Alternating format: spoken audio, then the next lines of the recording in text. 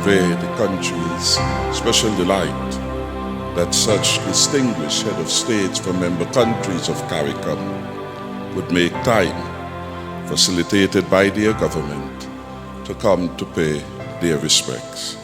And so we bid you welcome with regrets as to the occasion. Equally, we are honored that the President of the Caribbean, our Chief Justice, the President Sir Dennis Byron, is here on this occasion. I want again to convey to the family, friends and loved ones of Sir Cuthbert my deepest condolences on his passing. Today, our country mourns again the loss of one of its great sons of the soil, a man who served this federation and its people with distinction in many areas of life. When his story is written, it will be said, among other things, that Sir Cuthbert Sebastian, GCMG, OBE, MD, CM, was a man of many facets. In every arena, he played well. Correction, he played exceptionally well. Sir Cuthbert lived a full life, and he had a long time in the land of living, 95 years and batting.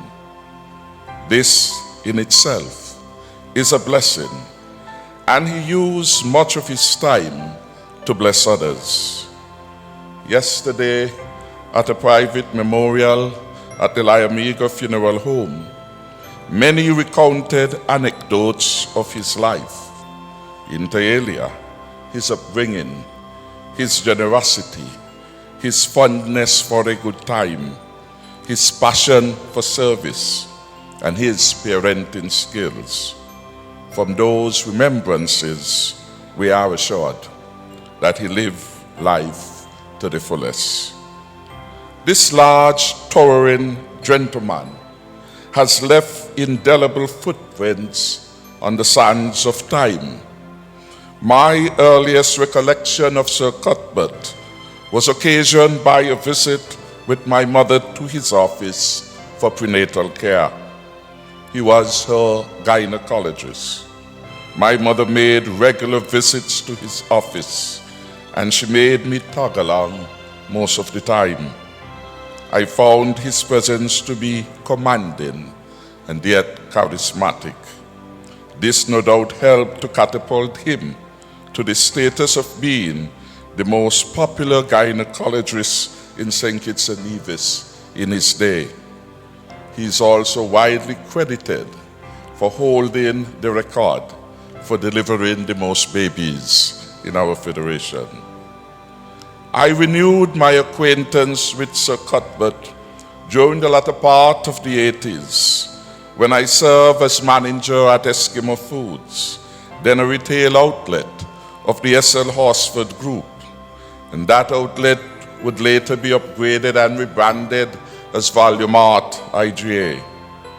On these occasions, it was Sir Cuthbert, the businessman, with whom I interacted, given that he had turned some of Franklin's estate into meat production and processing facility to manufacture hamburger patties, for which the customers of Eskimo Foods had a craving.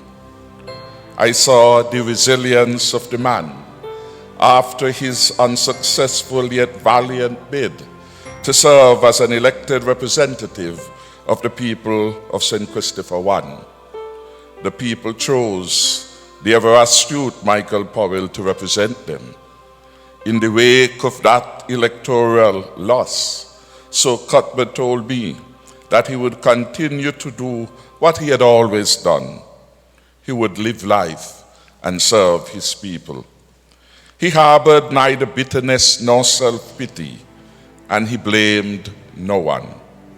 For him, the loss was a given, and he moved on graciously. His mindset was that his life was too full and meaningful for him to be upset over a missed opportunity. Such a positive philosophy brings to mind Henry Wordsworth Longfellow's 19th century poem, A Psalm of Life, in which he acknowledged that life is a game of shifting fortunes, and our mastery of the game is dependent on how we ride the waves of uncertainty, how well we make room for disappointment and keep moving forward, and how wisely we play the cards that we have been dealt in order to live a life of meaning. In the final verse, Longfellow declares, "Let us then be up and doing, with a heart for any fate, still achieving, still pursuing, learn to labor and to wait." I was heartened to have observed His Excellency Michael Powell visiting the family on the Sunday after Sir Cuthbert's death to extend his condolences.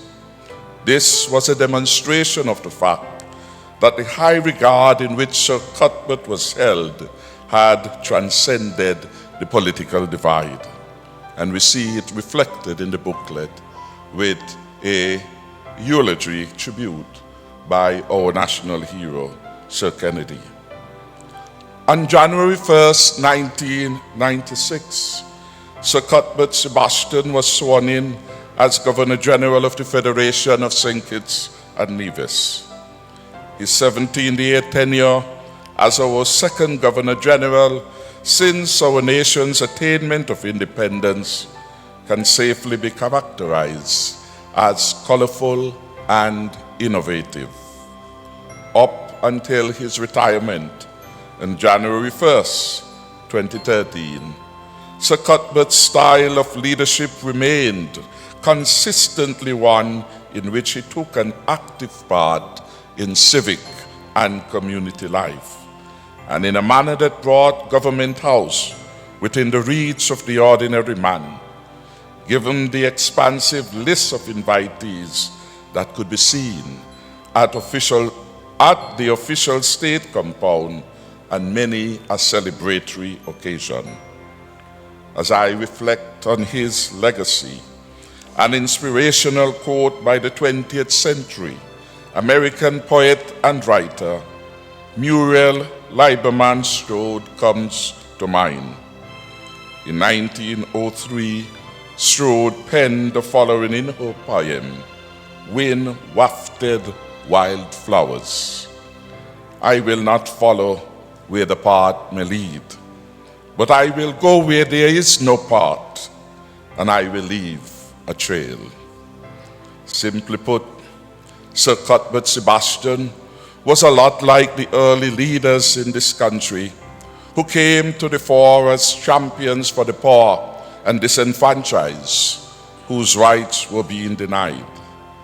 These trailblazing leaders, such as Thomas Manchester and Egbert Challenger, advocated on behalf of the working class, and they, by the efforts, created a new path. In the midst of uncharted territory, they went forth with courage and determination, and I dare say a high sense of social justice, on a journey that would result in paving the way for statehood and then onwards to independence. In several respects, Sir Cuthbert can be dubbed a maverick, given his boldness and noble mindset that served to challenge the status quo of a nation's highest office. He is widely credited with revolutionizing the role of the Governor General and changing the way our people see it. Sir Cuthbert broadened the scope of the office, making it more accessible and welcoming to everyone. His was a very active governorship, and his unbridled energy cleared new pathways that his successors have had to follow. Sir Cuthbert himself had big shoes to fill. his father, J. Matthew Sebastian, who established the socially and politically progressive newspaper, the Union Messenger, and became its first editor, and B. was a founder and leader of the Workers' League, and as such dedicated his life to the betterment of the working class, particularly our sugar workers. 75 years later, from the groundwork of the father, the son, Sir Cuthbert, would ascend to the highest office in the land. Given his paternal background and upbringing, it's small wonder that Sir Cuthbert Sebastian dramatically expanded the invitee list to Government House, welcoming people from all walks of life at many occasions during his 17-year stint, 1996 to 2013. This was a fast stretch from the 1920s, when the typical Government House guest list would not have exceeded a maximum of 250 invitees from all three islands, St. Kitts, Nevis, and Anguilla together.